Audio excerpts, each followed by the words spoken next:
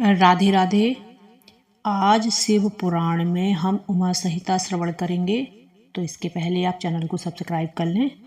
तो आप सुने उमा संहिता। उमा संहिता में भगवान शिव के लिए तपदान और ज्ञान का महत्व समझाया गया है। यदि निष्काम कर्म से तप किया जाए तो उसकी महिमा स्वयं ही प्रकट हो जाती है। अज्ञान के नाश से ही सिद्धि प्राप्त होती है। शिव पुराण का अध्ययन करने से अज्ञान नष्ट हो जाता है। इस संहिता में विभिन्न प्रकार के पापों का उल्लेख करते हुए बताया गया है कि कौन कौन से पाप करने से कौन सा नरक प्राप्त होता है। पाप हो जाने पर प्रायश्चित के उपाय आदि भी इसमें बताए गए हैं।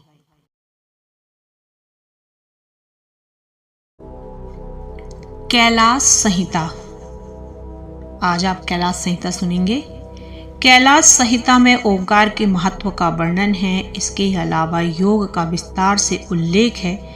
इसमें विधि पूर्वक शिवोपासना, नांदी श्राद्ध और ब्रह्म यज्ञ आदि की विवेचना भी की गई है। गायत्री जप का महत्व तथा वेदों के 22 महावाक्यों के अर्थ भी समझाए गए हैं। राधे राधे। और आप ऐसे ही शिव पुराण सुनते रहें। चैनल को लाइक सब्सक्राइब। राधे राधे। आज शिव पुराण में हम वायु संहिता सुनेंगे। इसके पहले आप चैनल को सब्सक्राइब कर लें और आप सुने वायु संहिता। इस संहिता के पूर्व और उत्तर भाग में पशुपत विज्ञान, मोक्ष के लिए शिव ज्ञान की प्रधानता, हवन योग और शिव ध्यान का महत्व समझाया गया है। शिव ही चराचर जगत के एकमात्र देवता हैं। शिव के निर्गुण और सगुण रूप का विवेचन करते हुए कहा गया है कि शिव एक ही हैं जो समस्त प्राणियों पर दया करते हैं। इस कार्य के लिए वे सगुण रूप धारण करते हैं।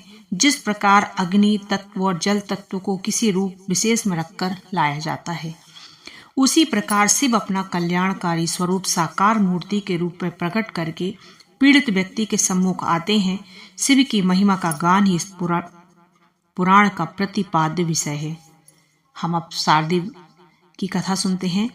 वैदर्भ नामक वीर की कन्या का नाम शारदा था। 12 वर्ष की आयु में उसका विवाह एक बूढ़े ब्राह्मण से हुआ, जो उसी दिन सर्पदंश के कारण मर गया। शारदा अपने माता पिता के यहाँ रहती थी। एक बार वैदर्भ नामक अंधे मुनि ने उससे प्रसन्न होकर उसे पुत्रवती होने का आशीर्वाद दिया। यह ज्ञात होने पर कि वह एक विधवा है, मुनि ने अपने वरदान को सत्य करने के निमित्त उमा महेश्वर व्रत किया। गिरिजा ने प्रसन्न होकर मुनि के नेत्र ठीक कर दिए। बताया कि शारदा पूर्व जन्म में अपनी सौत को बहुत तंग करती थी, इसी से वह 51 जन्मों में विधवा रहेगी। किंतु मुनि के दिए वरदान को सत्य करने के निमित्त उसकी भेंट नित्य स्वप्न में पूर्व पति होगी, उसी से उसे पुत्र की प्राप्ति होगी।